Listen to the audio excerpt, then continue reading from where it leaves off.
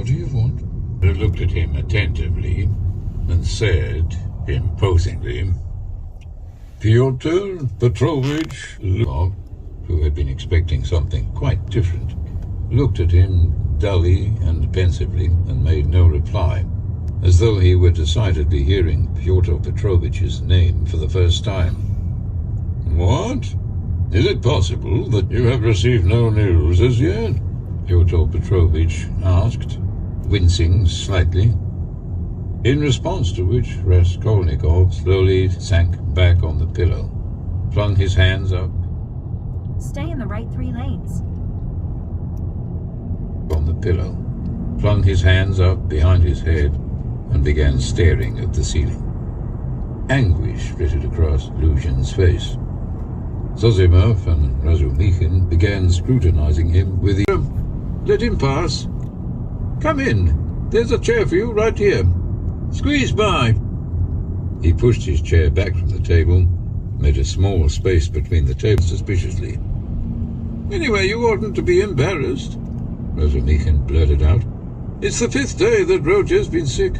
For 3 days he was delirious. But now he's come to, and even got his appetite back. Yes, it's his doctor. He's just finished. Stay in the middle 3 lanes. Yes, it's his doctor. He's just finished examining him. And I am Rodka's friend, also a former student, and presently his nurse. So you oughtn't to count us or be confused, but just go ahead and say what it is you want. Thank you. But shall I not disturb the sick man with my presence and conversation? Pyotr Petrovich turned to Zosimov. No, Zosimov drawled. You may even divert him. And he yawned again. Oh, he's been conscious for a long time. Since morning, continued Razumikhin, whose familiarity had the appearance of such unfeigned ingenuousness that Pyotr Petrovich reconsidered and began to take heart, perhaps also partly because the insolent ragamuffin had had time to introduce himself as a student. Yeah. In 1 mile, keep right to merge onto I-25 South. Himself as a student. Your mama? Luzhin began. A loud came from Razumikhin. Focus. The Morada is lit by the sun sinking orange at his back, the line sharp between cinderblock and sky. He brings the hammer down, hitting each nail true, enjoying the oiled rotation of his joints, the fatigue in his muscles. He feels righteous and powerful, his every movement predetermined. He feels born for the role. Then he pounds the last nail, and he's back in his body, and the hermanos are wrapping up, heading home. When Amadeo pulls up the gravel drive to the house, his daughter Angel is sitting on the steps, 8 months pregnant. She lives in Española with her mom. He hasn't seen her in more than a year, but he's heard the news from his mother, who heard it from Angel.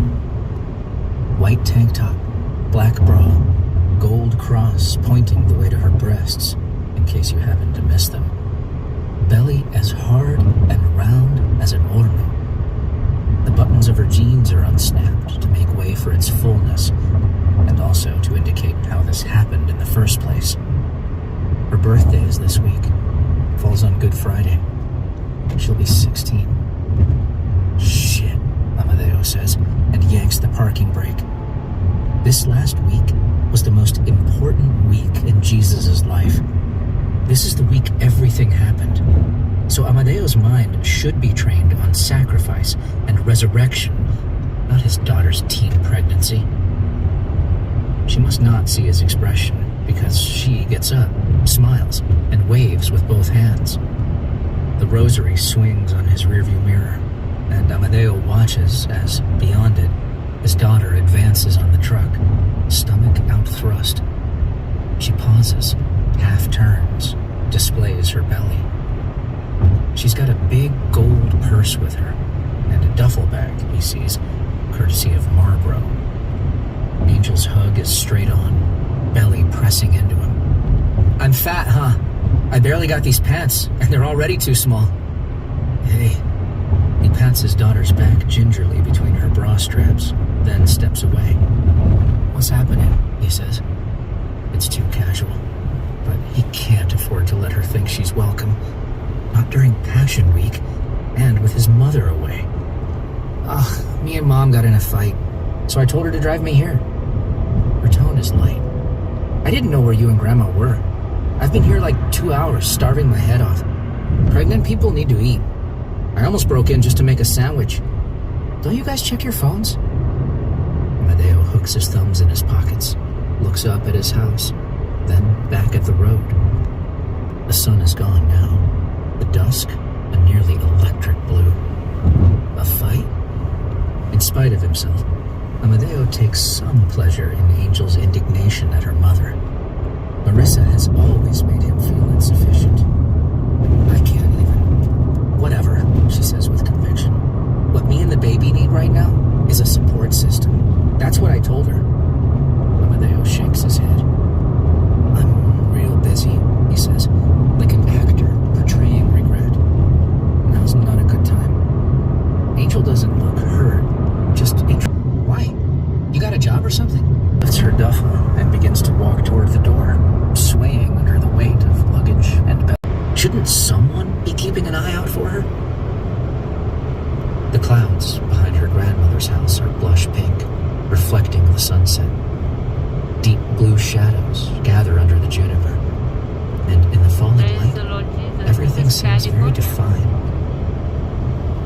You want me to play it? You don't understand. And clear and sad.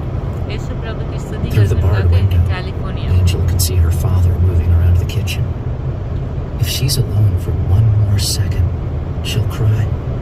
So, Angel jogs down the driveway toward him. Amadeo is on the couch with a Coke and the remote balanced on his thighs when his daughter comes in. Her cheeks are flushed and she's sweating at her temples. Hey, don't worry about me, she says lightly. I got a ride home from school. It's a busy time, Angel. I told you that. Amadeo chews his lip. Did Tio Tibe say anything about me? Like what? Did he mention anything about... He glances at her stomach. Angel widens her eyes pointedly. So I'm guessing you had work, and that's why you couldn't drive me? Where are you working now? It's slow. Angel drops beside him, then scoots down so her neck is cricked and her belly high. Huh. Her disapproval sounds remarkably like Marissa's. It's called a recession, Angel. Besides, I'm getting together a business. Windshield repair. I have a kid and everything. The truth is, he doesn't have the kid. Not yet.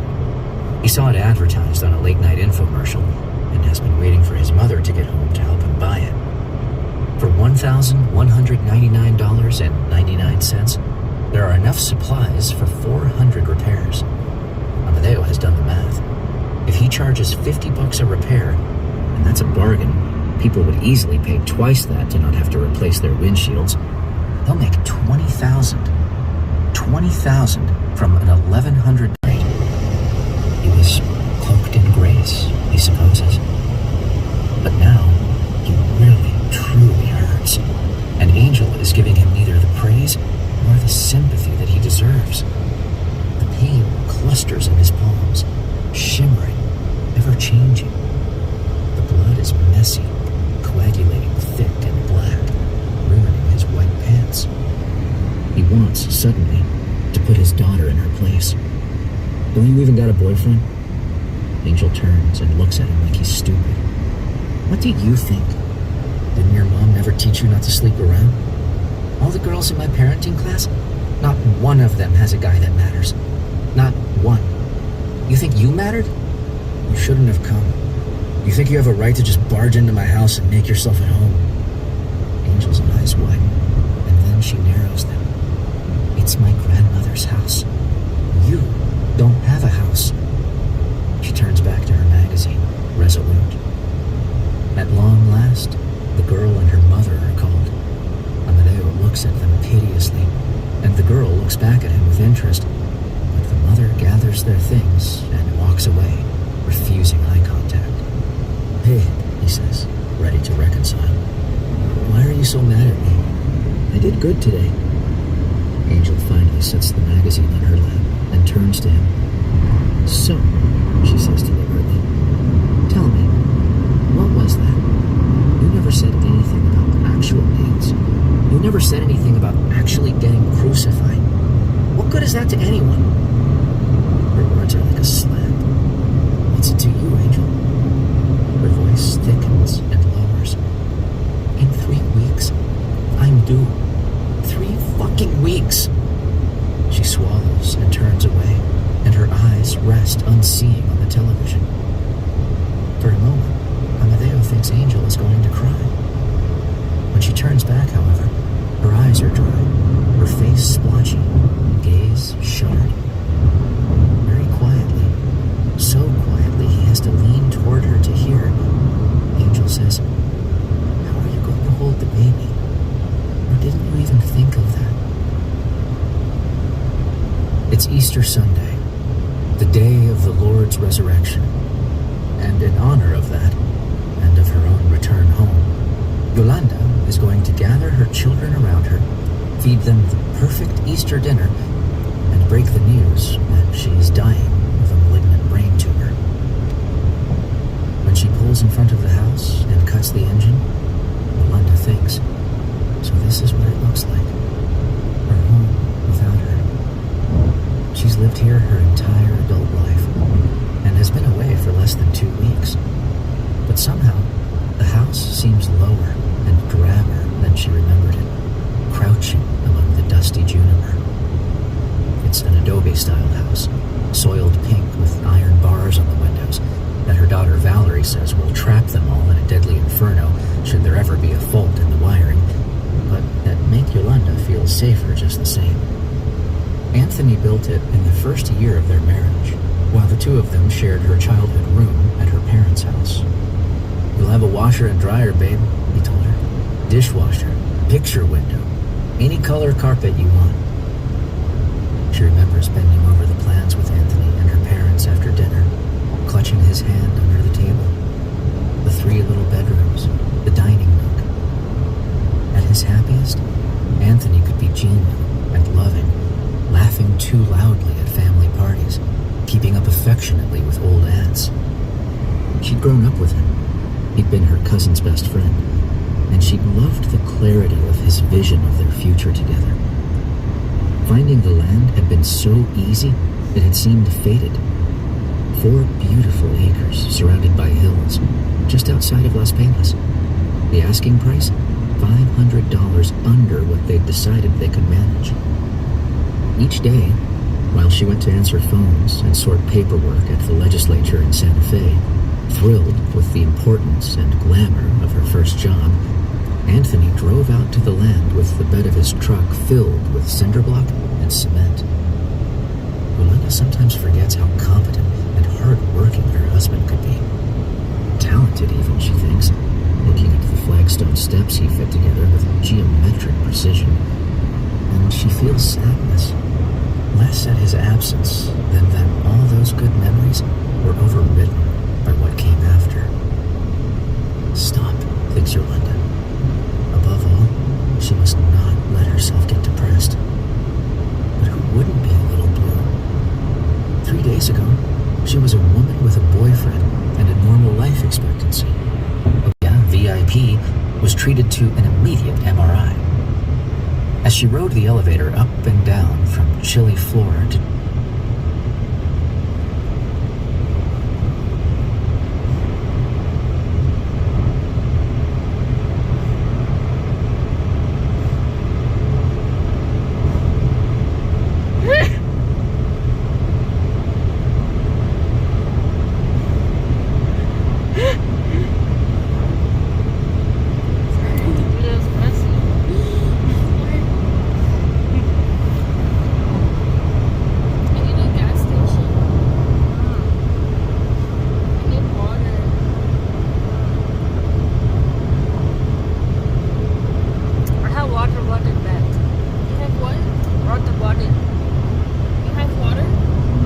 bottle like that. You have one? Yeah, bag. Really?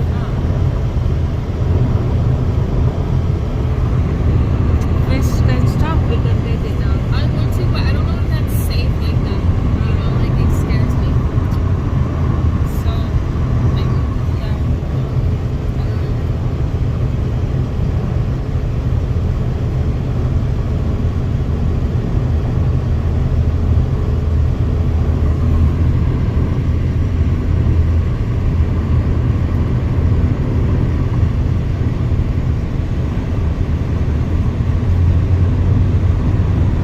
Chilly floor, from radiology to lab to neuro.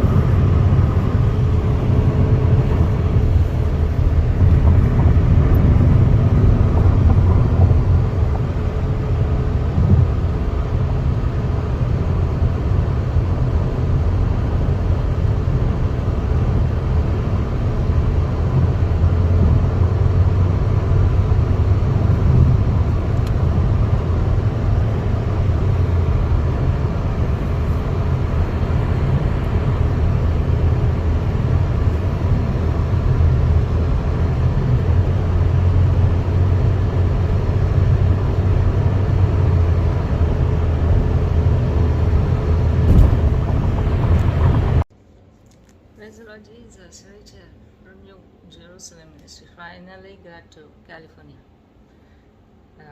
From Texas to California, it took 4 days. It started on Wednesday, today is Saturday. So 4 days drive in car. So pretty, this is Airbnb.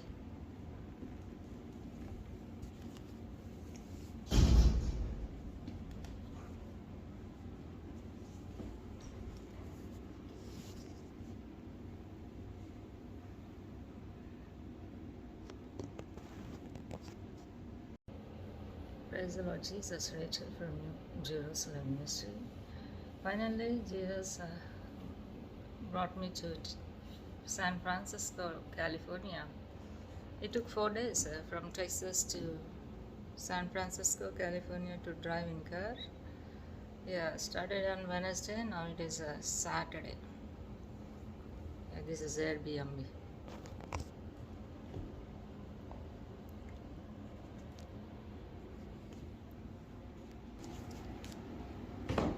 Very nice, very beautiful.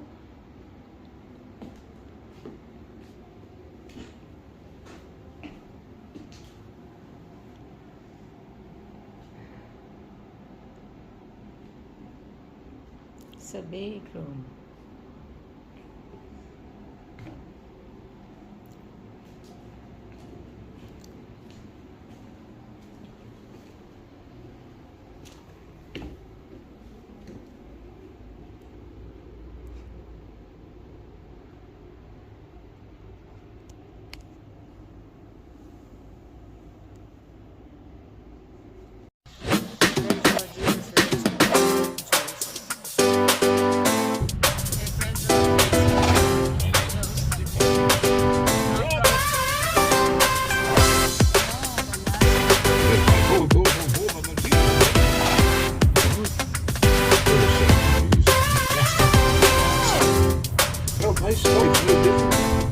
Because you'll drink it up in the space between the tables.